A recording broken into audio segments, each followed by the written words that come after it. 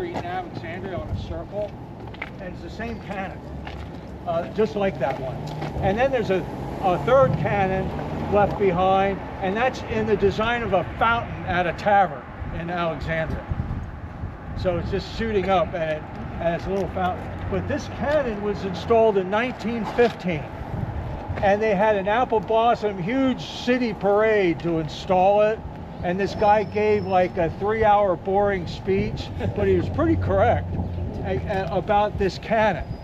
Okay, Ben Franklin didn't have enough German wagons and stuff to carry all the cannons. He frightened them to do that, but they didn't have enough, so they left. This was what left behind. And in 1755, but this cannon doesn't come here till 1915. And on the day they inaugurated this cannon on this site, there was a German dirigible dropping bombs on Southampton, England. 3 years later, the guy telling the story about this cannon, he dies shot in the head in the last battle of World War I. Actually some German prisoners dragged him back in to the trenches. He gets shot in the head on the same day the famous Sergeant York captured 134 Germans single-handedly. Was he a native of Winchester? Yes.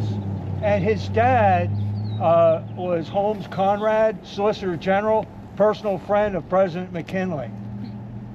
But his son told this story. His daughter was born after he died.